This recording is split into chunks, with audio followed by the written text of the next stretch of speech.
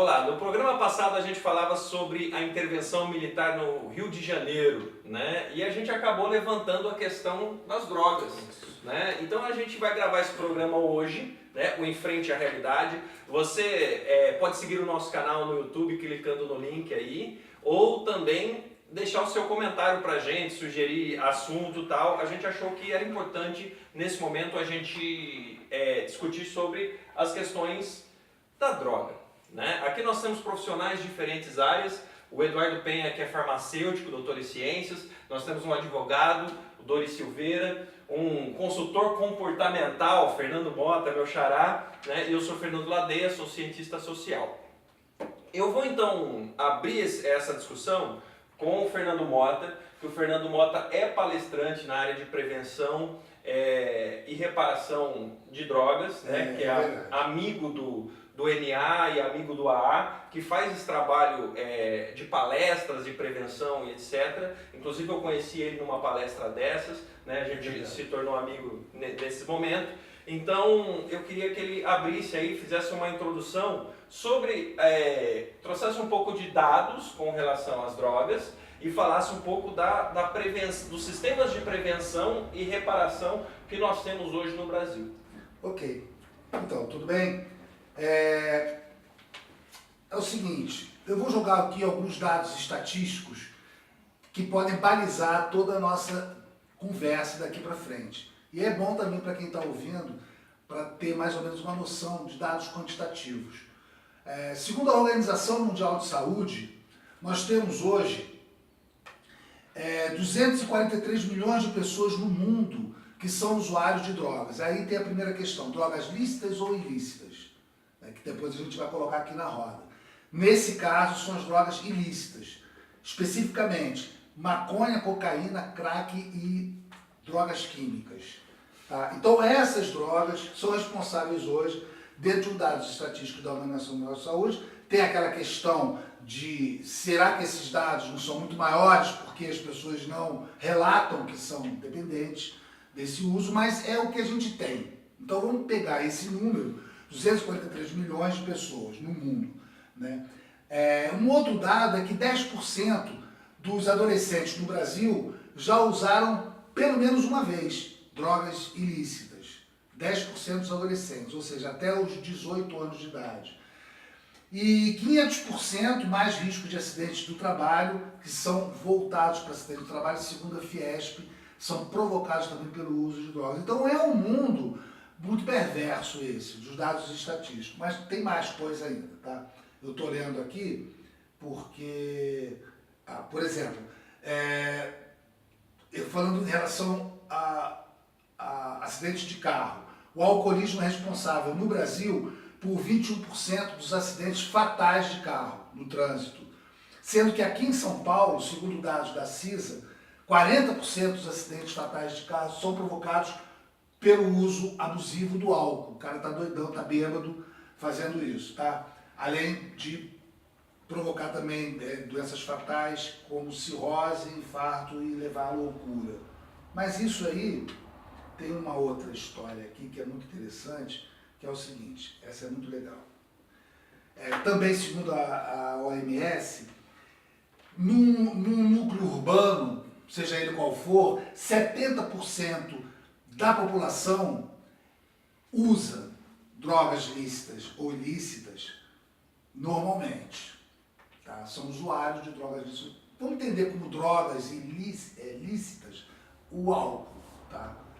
Apesar do álcool ser, na minha opinião, a pior de todas as drogas, porque a partir dele se leva às outras drogas e ele em si já é extremamente perigoso. Mas 70% de uma população usa, tá? Drogas lícitas ou ilícitas. Desses 70%, 10% são adictos ou dependentes do álcool ou das drogas. Então vamos pegar aqui uma população de Campinas, vamos estar 1.100.000, 1.150.000 pessoas, mas vamos pegar como se fosse 1 milhão de pessoas, só para efeitos de cálculo, arredondar. 70% de 1.700.000 pessoas em Campinas usam, de alguma forma, álcool ou drogas ilícitas. 10%, ou seja, 70 mil pessoas que moram na cidade de Campinas são dependentes. São dependentes de drogas ilícitas ou de álcool. Então você está falando de um número de 70 mil pessoas. E aí vem a primeira questão. Quais são as políticas públicas de saúde que cuidam dessa questão que é um flagelo? 70 mil pessoas é um estádio de futebol lotado, né? Então você imagina um estádio de futebol lotado, um Morumbi desse da vida lotado, 70 mil pessoas que são...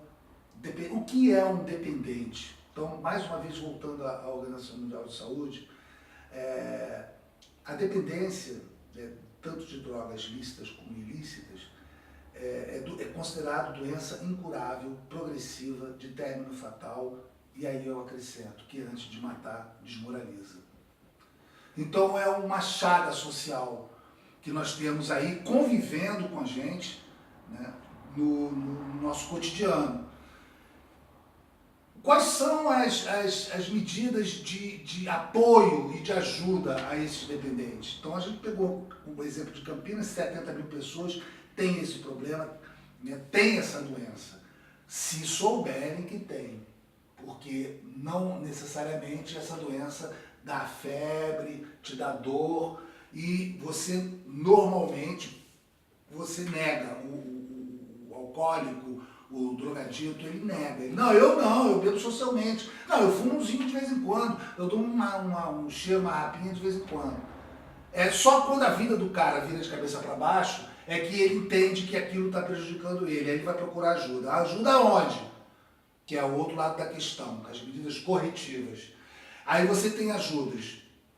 Você tem CAPs, né, que são os centros de apoio psicossocial que tem aqui na região.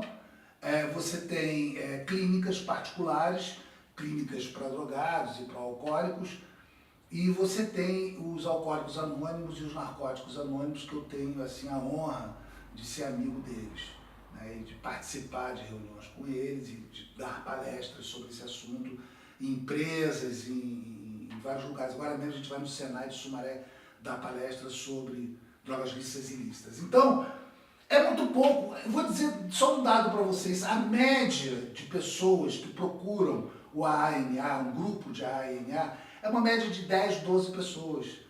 Então, se você pega um universo de 70 mil pessoas, se você pega cada grupo desses, uma média de 10, 12 pessoas, você tem quantos grupos em Campinas? Hoje você tem em torno de 15 grupos em Campinas. Se você multiplicar 15 por 10, você tem mais ou menos 150. Vamos botar 200.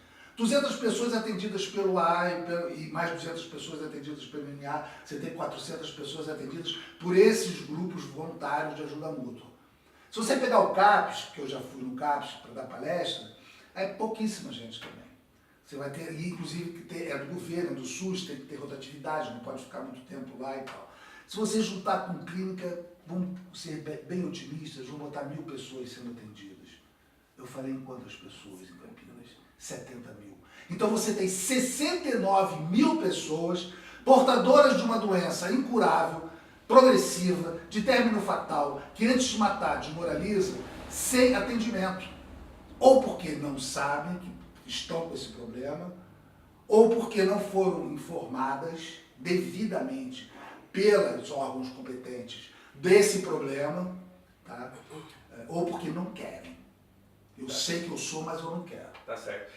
O Fernando fez uma introdução mais longa assim para trazer alguns dados da atuação dele como palestrante NA e AA, né?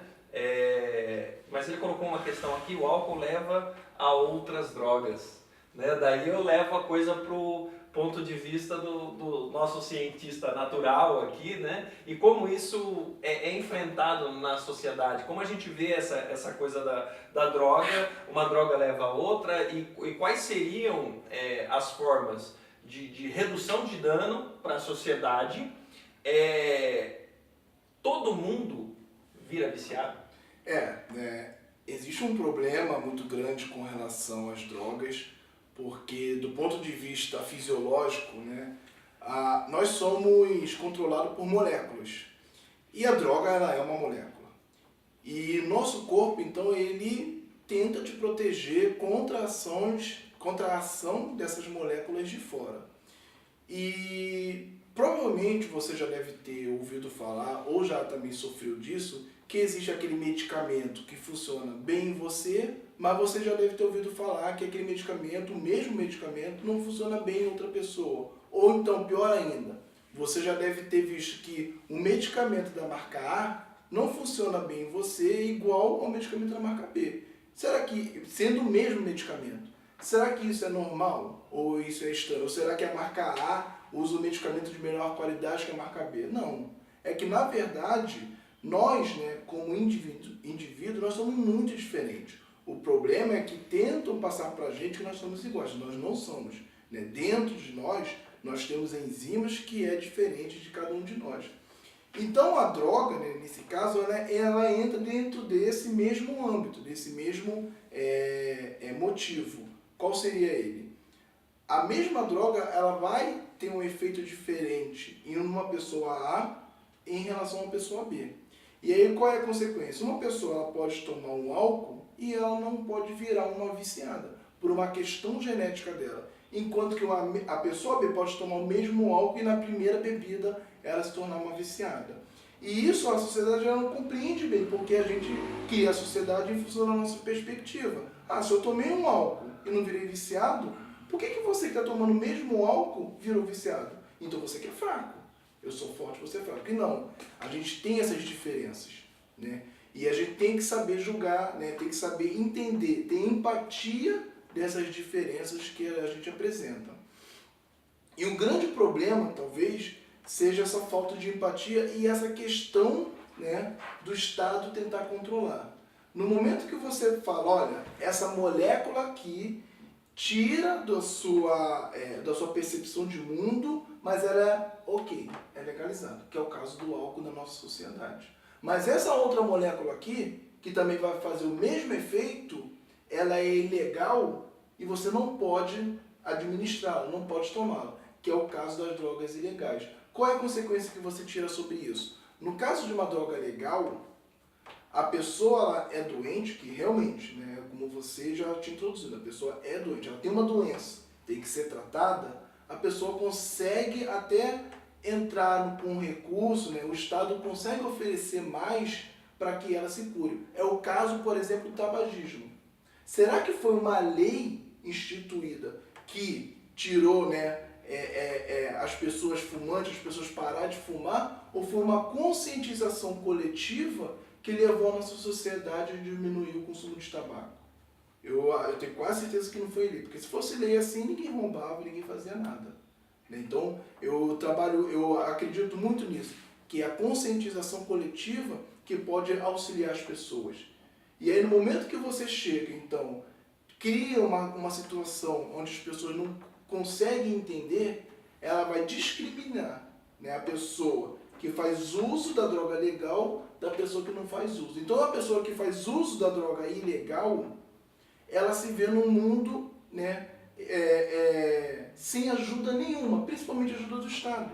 Porque se ela faz uso de uma droga ilegal, a quem ela vai recorrer para ser ajudada?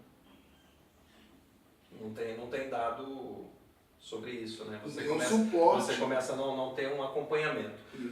Você falou sobre conscientização coletiva, Estado, legislação, e daí a gente vai passar a bola pro Dori, que é a questão da...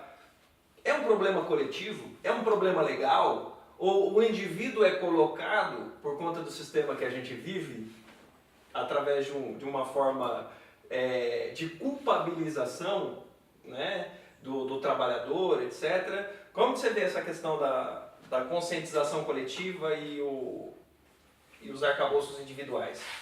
Então, Fernando, pessoal, a questão é complexa. E a questão das drogas é uma questão que praticamente percorre, acompanha o homem desde a origem, né? Desde os seres, né, das sociedades mais primitivas, a notícia do uso de drogas, seja como remédio, no uso medicinal, o uso religioso até, e o uso como entretenimento, como forma de diversão, né? Uso recreativo, né? Como Recreativo, está sendo chamado nos países que estão legalizando a maconha, por exemplo. para dar prazer, né? Mas o fato é que a gente observa no mundo inteiro e no Brasil em particular, que a guerra às drogas, como é chamada, que é o enfrentamento do Estado ao uso indevido, ao uso ilícito de drogas, é uma guerra que ela não tem chance de sucesso. Isso é um fato. Eu acho que a gente tem que partir dessa premissa. Aqui no Brasil a gente tinha a lei 6368, que era a lei anterior de tráfico de entorpecente, que criminalizava o tráfico e o uso. E agora nós temos a lei 11.343, que é uma lei que tem uma pena maior, né? Parte de uma pena mínima maior. A pena mínima é 5 anos e pode ir a 15 anos. Pode até agravar mais em determinadas circunstâncias. Mas o que a gente percebe é que a grande quantidade de pessoas que são presas diariamente são pessoas que na verdade são usuários ou aquele pequeno traficante do varejo que prende um hoje, até amanhã tem 2 para colocar no lugar dele. Então, assim, só para dar esse parâmetro de como que o problema ele não é solucionável pela via da repressão estatal e pela legislação. Isso que eu concordo um pouco aqui com o Eduardo na questão de falar que a legislação tem pouca chance de resolver. Assim, tem outros fatores que influenciariam aí para alcançar uma solução. Mas o que a gente pode deduzir disso aí é que existem outros motivos, então, para que o Estado crie uma legislação como essa. O Estado, em si, não tem o interesse de solucionar o problema. Essa é a verdade. Então, e a gente chega com a legislação que é utilizada, que ela se mostra com a face como repressão ao tráfico de droga, quando, na verdade, essa legislação serve para reforçar a repressão do Estado sobre a sociedade como um todo. Para justificar a ação policial, a ação do Poder Judiciário, a ação do aparato da burocracia estatal sobre a população. Contra o pobre, né? Contra a periferia. Exatamente, porque aquela pessoa que mora num bairro de classe alta e que recebe a droga dela com um motoboy, um delivery, ela nunca vai ser importunada, nunca vai levar um tapa na cara, nunca vai levar uma revista vexatória no meio da rua, porque ela não se expõe a isso, ela não está em condições objetivas que expõem ela a essa condição de marginalidade. Né? E nem vai ser o filho dela que vai ser o traficante, vai ser o vaporzinho na favela. Então, em razão de tudo isso, a gente pode visualizar o seguinte: as drogas são um fator humano, sempre vão existir, sempre vão ser consumidas, algumas vão ser toleradas, outras não. Causam, quando o uso é descontrolado, quando chega ao vício, aquilo que o Fernando falou, a destruição da pessoa, da saúde e da família. Mas, assim como ele mesmo falou, é um universo reduzido do total, do montante total de pessoas que consomem.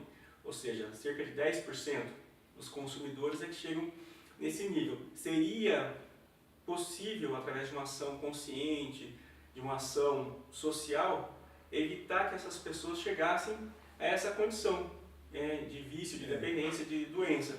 Porém, com o uso de uma legislação criminalizadora, fica muito mais difícil. O que o Eduardo falou, a pessoa se sente estigmatizada, criminalizada, ela é perseguida, humilhada e ela se oculta. Muitas vezes ela não tem consciência do problema, ou mesmo quando tem consciência ela se oculta porque sabe que não vai ter esse apoio. Ou o apoio vai ser aquele apoio enxuga-gelo. Chega numa unidade, não tem atendimento, tem fila, tem burocracia, uma dificuldade muito grande de ser atendida. Então, essa questão cultural, tanto do álcool levar a outras drogas, ou da questão de compreender o que é droga lícita do que é droga ilícita, né? A gente tem uma questão aí de construção de como foi a história do Brasil, né? O Brasil foi um grande produtor de álcool, né? A cachaça é um produto a ser produzido junto com o açúcar, com o etanol, grandes ciclos, né? Tombada pelo patrimônio histórico brasileiro. Então você tinha na cultura brasileira até a questão de levar cachaça no velório, que era para beber o defunto. É verdade. Né? A coisa de beber o defunto, todo mundo tomando cachaça, e isso é socialmente construído com relação ao álcool. Né? Por isso que não há discussão de legalização de maconha na Jamaica, porque é uma questão cultural deles, é uma questão religiosa deles. né? A diferença dessa questão de molécula, o que eu escolho ser lícito ou ser ilícito, está mais ligado a essa questão da construção de cada povo dentro das questões culturais. Mas a pergunta que eu quero começar aqui, botar fogo na discussão. Legalização, né? Legalização das drogas. Seria uma forma de combater o tráfico de drogas? Isso aumentaria o consumo de drogas, né? E quais são as consequências? A gente tem algumas experiências acontecendo, né? Existe o fato dos Estados Unidos ter legalizado a maconha para fins recreativos, e isso tem, de certa forma, quebrado as pernas do tráfico no México, né? Isso é dado, isso é quantitativo, não há discussão sobre isso. Nós temos aqui, para baixo da gente, aqui o Uruguai, né?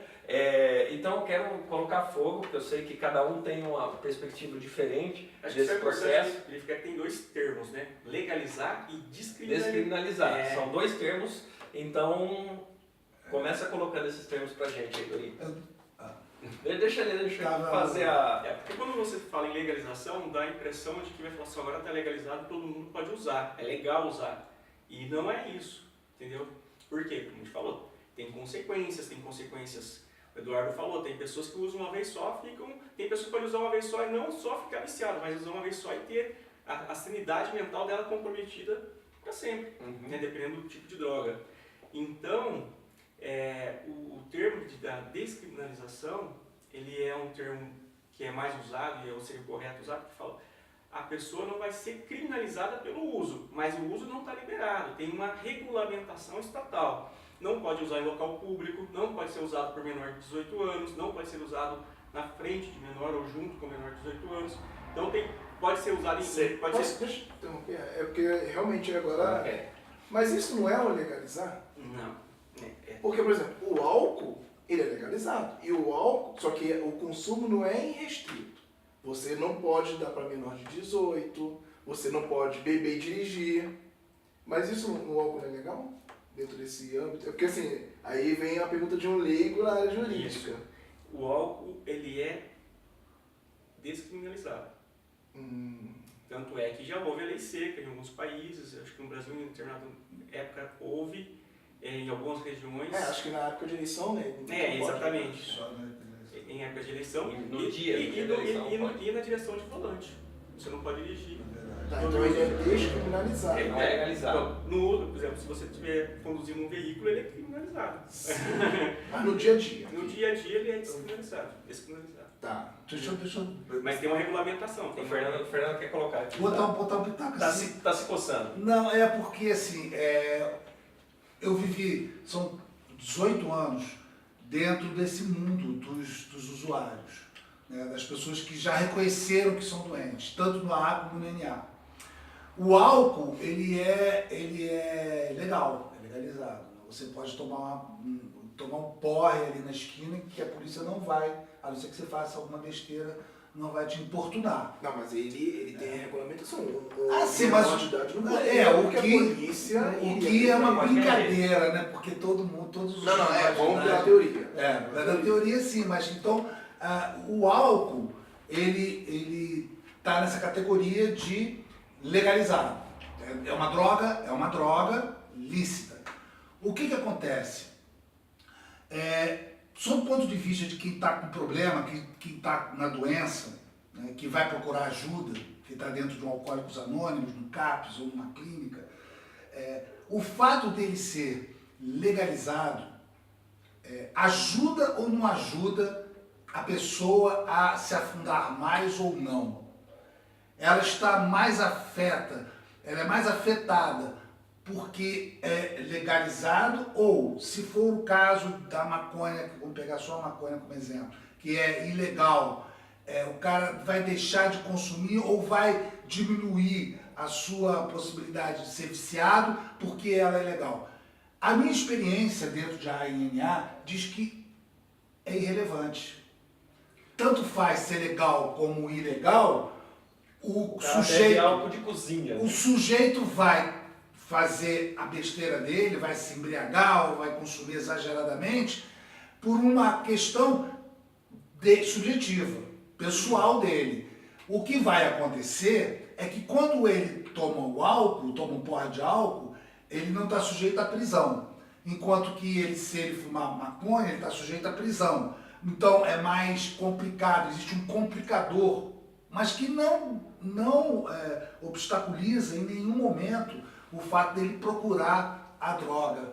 Porque ele some morro, como ele falou, o playboy recebe em casa com um motoboy. Então nas festas, nas raves, isso é consumido abertamente. Então não tem, o Estado, na verdade, não é um inibidor. A lei não inibe para quem está afim de ficar doidão.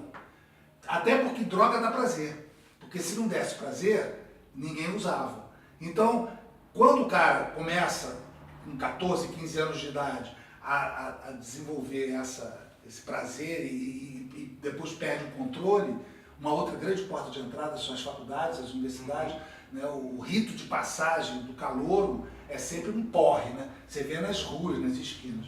Eu fiz ciências sociais, né? O pessoal olha o sociólogo, o filósofo como alguém que foi iniciado na droga na universidade. Né? Eu tive oportunidade de fazer, nunca fiz uso, mas isso não me coloca acima de ninguém sobre essas questões. Eu acho que tem mais a ver com a questão da repulsa a um tipo de substância, por exemplo. Eu detesto fumaça. Meus pais são fumantes compulsivos, os dois. Mas eu sempre detestei fumaça. E isso faz com que eu não fume maconha, por exemplo. Né? Eu posso fazer uso de álcool, mas eu não uso maconha. Porque é o tipo de droga que está colocado ali. Essa questão, para mim, da legislação, tem mais a ver com a questão do cigarro, que o Eduardo colocou. Né? O que fez as pessoas diminuírem o uso do cigarro? Foi a legislação? Não. Foi que socialmente o padrão de pensamento foi mudando. Né? O cigarro deixou de ser uma coisa legal, uma coisa social, né? Aquela coisa dos filmes, né? Glamour. Eu queria trazer... E passou a ser um negócio rejeitado na sociedade. Para as pessoas mais novas, que, por exemplo, todo mundo aqui deve ter essa experiência. Sempre houve plaquinhas de não fume no ambiente. Sempre houve. Isso foi muito antes dessa lei. E eu lembro que no cinema antigamente, onde hoje é o espaço para você botar o refrigerante, era um cinzeiro. Avião. Era um cinzeiro. Avião. Os carros antigamente, eles vinham com cinzeiro. E aí será que foi uma canetada que falou assim, ó, a partir de hoje você não pode mais fumar dentro do recinto? Será que foi a canetada ou foi a consciência coletiva? Porque se você hoje fumar, ninguém vai chamar um policial para te prender. Eu tenho uma colocação para fazer aí. Sabe por que o cigarro foi mais fácil, é mais difícil para o álcool e para as drogas, maconha, cocaína, crack? Porque o cigarro, ele não dá o mesmo prazer no sentido físico imediato, não é estupefaciente. O prazer que o cara sente na bebida, na gestão da bebida, ele acontece ali, ele vai bebendo um copo, 2 copos, no terceiro copo ele está eufórico, tem todo um jeitão de sair do estado dele, alterar o humor dele. O cigarro não altera o humor. O cigarro altera o humor? Altera. Muito pouco. É um estimulante, não é? Mas que no o café altera mais o humor do que o cigarro. O que eu não queria perder o fio da meada que você disse a respeito de saúde e Estado, né? E legalização, que é dentro do âmbito. Você disse, né, que a pessoa, independentemente de lei, ela vai se drogar, concordo. Só que o problema é, no momento em que uma droga é legal, álcool, e a pessoa ela se sente doente, ela pode procurar o SUS e o Estado vai prover para ela um tratamento, porque isso já está descrito. Agora, se o cara se vê dependente de cocaína, ele não pode procurar o SUS. Tem sim, tem o CAPS. Sim, mas isso não é um atendimento público que o SUS vai falar assim, olha, eu vou te dar um medicamento, porque existe, eu vou te dar um medicamento para você tratar. Na verdade, a pessoa pode até procurar, mas isso vai ser o quê? 1 em 1000. Porque a pessoa já sabe, ela já tem o medo de chegar lá e falar assim, médico, eu sou um dependente de cocaína. Porque ele vai achar assim, que ele já vai sair dali preso. Até porque esse tratamento, nós vemos aí um tratamento paliativo. Com Né? certeza. Se você não tem um acompanhamento psicológico para puxar o sujeito para a realidade, para mostrar o tanto que ele detonou a vida dele, o tanto que ele detona as pessoas que estão em volta, o que acontece hoje é ir para o CAPS ou ir para um psiquiatra no SUS e ele vai lá dar um diazepam, respiridona, paliativo. que é tratamento paliativo, que vai deixar o cara doidão para um outro lado. Né? Até uma porque coisa tão viciante, não tem cura. tão viciante, né? Que é a percepção da saída das drogas. Eu acho que o ponto é esse, não tem cura. O cara que entrou no vício, ele não tem. Ele pode ficar 10 anos sem usar. O dia que ele usar uma dose de álcool ou um baseado, ele volta tudo de novo. Mas tem mais, volta do sim. ponto em que ele parou. Ele não volta para começar de novo. Não, ele volta onde ele parou, no fundo do poço. Então esse é um problema seríssimo. O drogado, o drogadito, o cara que está dentro, eu vou falar dessa realidade do NA e do AA, que eu conheço bem, as atividades que existem dentro de Narcóticos Anônimos, de Alcoólicos Anônimos, para segurar as pessoas lá dentro, são muito grandes. Porque assim, o cara meio que faz do NA e do AA a sua vida. Porque se ele sabe que se ele sair daquela zona de precaução que ele está ali, onde todo mundo é igual. Porque o AA e o NA não tem médico, não tem psicólogo, psiquiatra. Uma reunião de AA é coordenada por um alcoólico, por um drogadito. Acaba sendo uma reunião de iguais. De iguais. E é isso que o Bill e Bob, em 1935, eles descobriram que a única maneira deles ficarem limpos era um falando pro outro o seu problema. E conversando, né? Em vez do cara ir pro boteco, né? Que é aquele evento social, ele cria outro grupo de amigos, que vão dar Fernando, suporte, você que já foi dentro de uma sala de AD, né? Você vê que é como se fosse um bar. Só que a diferença é que é um cafezinho com bolacha que tem lá, com biscoitinho. Mas o papo antes de começar a reunião todo mundo sai junto, todo mundo se diverte, tem encontros, convenções, eventos, todo mundo junto, porque sabe que se sair fora dali, tá arriscando o pescoço dele. E é super válido, porque o ser humano é um ser social. Isso. E sendo um ser social, ele cria alguns ritos que o próprio bar vira um rito de machos, né? A coisa do churrasco, né? Que é regado a álcool, e essas reuniões acabam virando esse momento de conversa, de troca de energia, né? Então é super positivo esse tipo de terapia em grupo realizado pelo AA. E é de graça, né? Você não paga nada. Então, assim, eu queria que o Dori falasse mais um pouco aí, que nessa coisa de legalização e descriminalização, da questão brasileira aí, do combate, colocou a questão da guerra às drogas. Se a guerra às drogas não funciona, qual seria a melhor forma da gente, você falou, já se posicionou contra a legalização e a favor da descriminalização, né? Eu sou um pouco mais profundo nessas coisas, eu acho que eu sigo aquela regra, tudo me é permitido, mas nem tudo me convém, desde que eu envolva o outro. Né? Então, como ele colocou aqui, eu já estive em reuniões, eu tenho problemas familiares, né? Essa coisa da destruição da família, eu sou filho de pais separados por conta de álcool. Né? Nem por isso virei um alcoólico, né? Nem por isso criminalizo o alcoólico, né? Porque tem a questão da pressão social, né? O cara fica sem trabalho, a gente está vivendo uma crise. A gente volta na questão da crise, porque nós temos 14 milhões de desempregados hoje no Brasil, sem trabalho, e na sociedade do trabalho, quem não tem trabalho não é cidadão. Né? O desemprego ele te coloca, você tem que pagar boleto, você tem que pagar a sua moradia, você tem que pagar a luz, o gás que está subindo. Você é considerado incapaz. E você é um inútil, você está fora, você é um marginal, você está marginalizado na sociedade.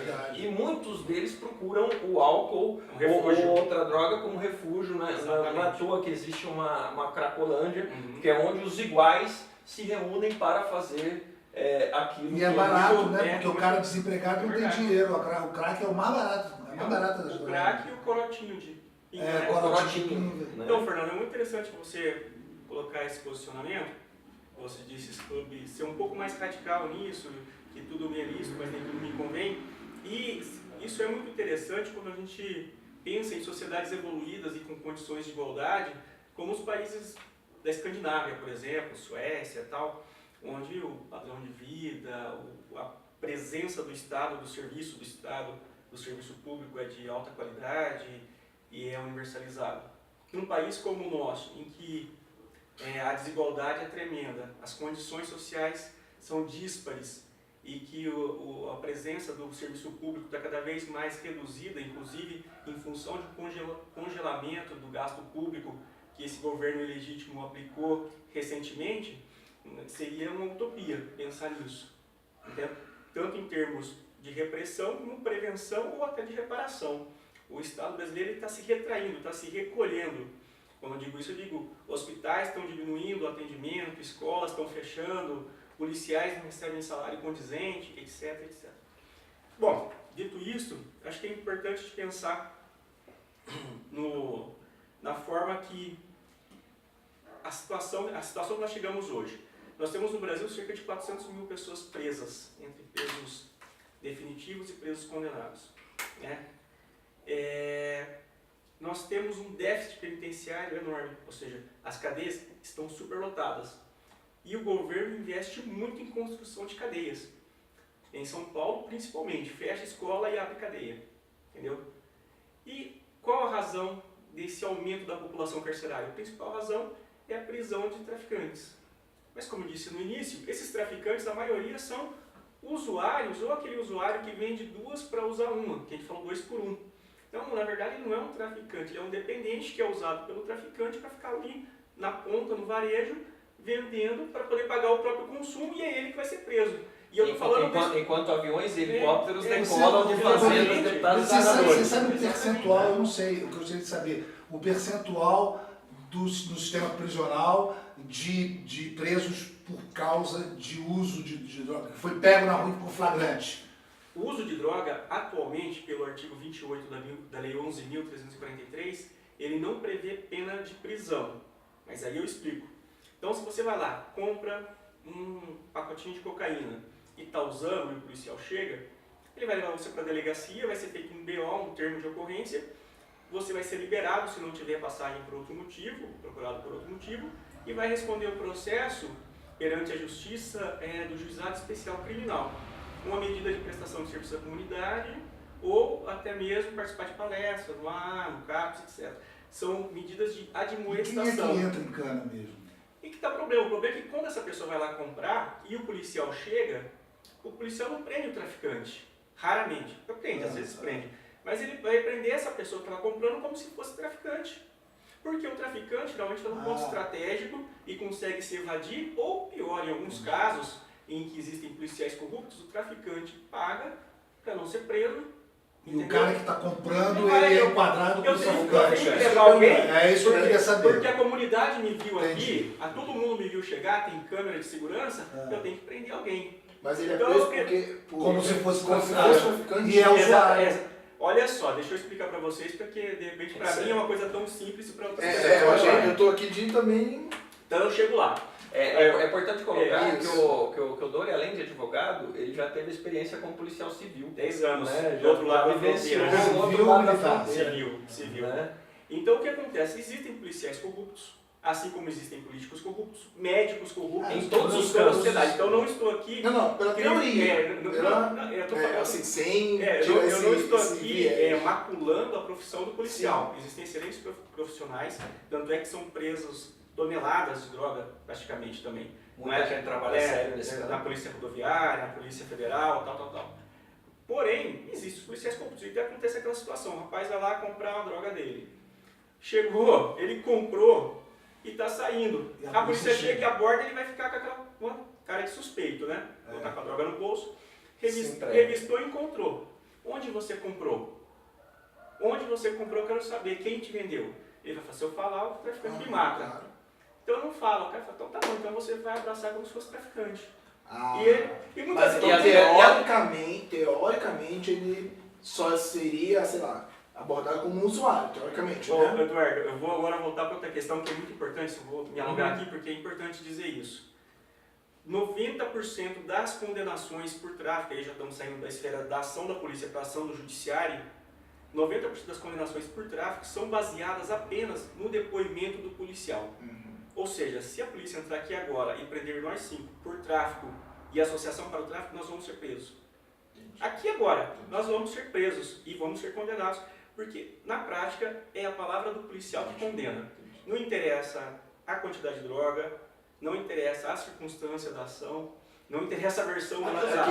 Aí teria que ter droga aqui. Não, é que eu tinha entendido... É que Mas tá você falando, é um depoimento. Não, calma, é que eu tinha entendido Não, é que muito mais pela lei complexo, já, Fernando. pela lei, Não, só não. o fato do policial chegar ali e te ver comprando, sei lá, você já poderia ser preso. Você vai ser detido como usuário. Então vamos lá, vamos sair. Não, mas eu já Já tem uma entendi. certa É que quantidade, não tem até tantas Não, quantidades. Não, é porque Não, isso não, aí não. vem em função do que o policial É isso que disser. eu estou explicando. interpretação. Tem o plano legal, e aí quando eu falo legal, é o que está na lei. O Antônio falou teórico, mas não é exatamente teórico. É É o legal. que está na lei. É, a lei em abstrato, que é o termo que a gente politicamente usa. Perfeito. A lei em abstrato prescreve que o policial, na verdade a lei fala a autoridade policial.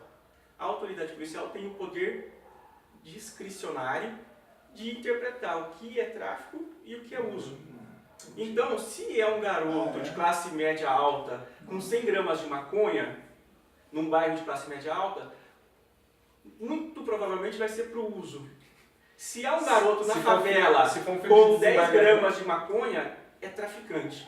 Você percebeu a diferença? Se for um filho de desembargador com 100 quilos, ele é usuário, ele vai usar os 100 quilos. Se for um avião com tonelada de cocaína, não acontece nada também, né?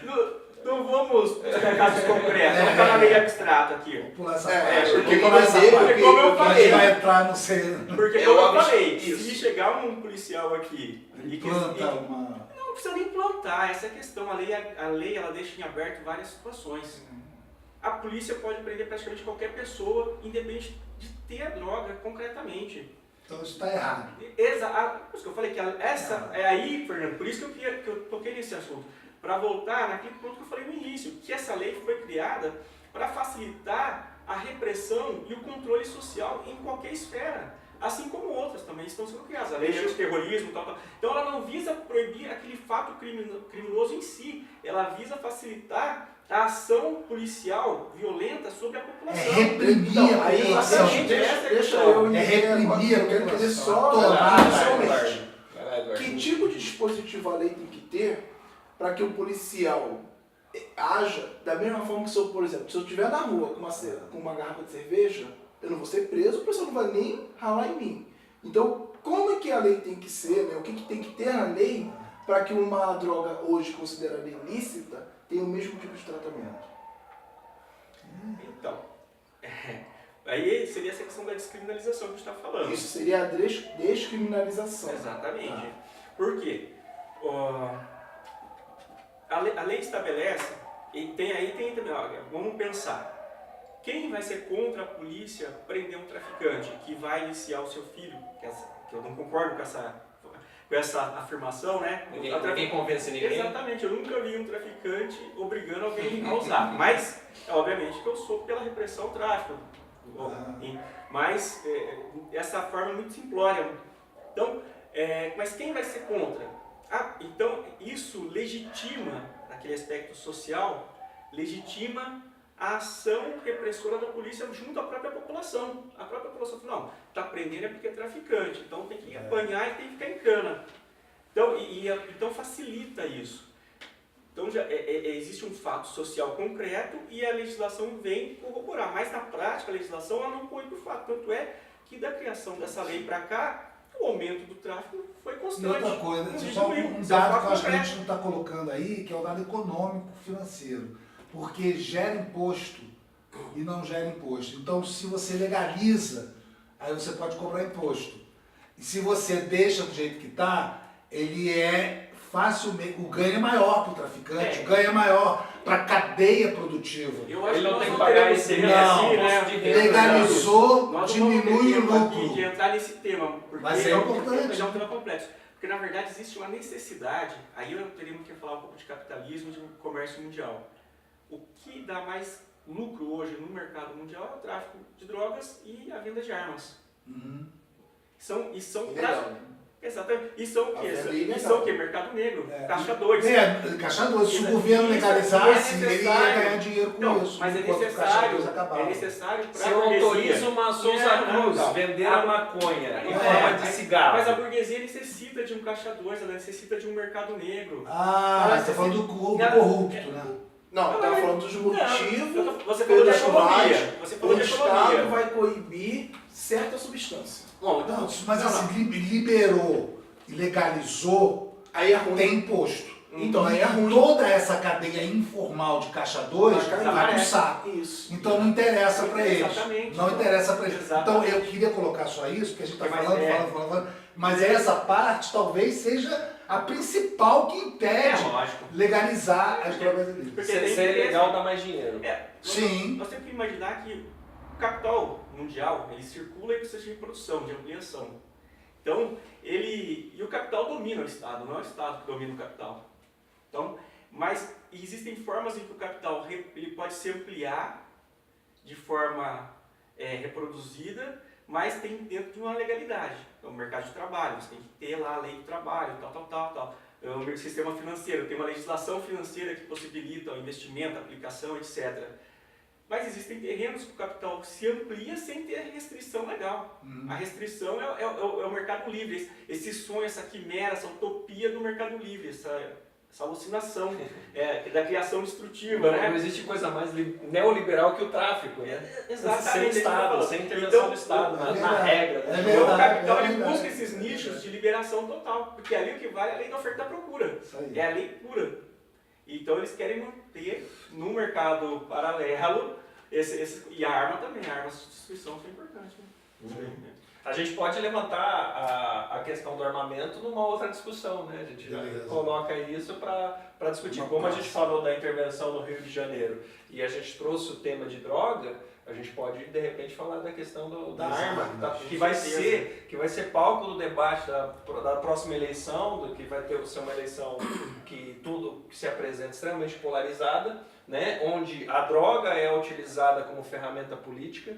Tinha um outdoor na entrada da cidade falando: a droga vai destruir a sua família. Sim, a droga destrói a família, isso aí a gente não tem discussão sobre isso. Ninguém discorda disso. Mas a maneira que a gente discorda, muitas vezes, é a maneira com que a droga é tratada, Exatamente. como é utilizada para ganhar dinheiro por Claro. deputados, senadores, que a gente sabe que o pobre é o criminalizado, o pobre que vai usar alguma Os coisa. maiores moralistas, acaba- os grandes moralistas, os hipócritas, esses são os verdadeiros lixos humanos. Isso é perigoso para a sociedade, né? Isso é perigoso. Eu acho que a gente pode aí colocar para o próximo debate nosso a questão das armas, né? Beleza. A gente já caminhou bastante na nossa gravação. Eu quero voltar a pedir para você, se inscreva no nosso canal no YouTube, curta a nossa página no Facebook. Nós temos o primeiro programa já gravado sobre a questão do Rio de Janeiro, a intervenção militar no Rio de Janeiro. A gente expandiu um pouco mais essa discussão do que do primeiro vídeo, porque as pessoas falaram: olha, tinha que aprofundar um pouco mais,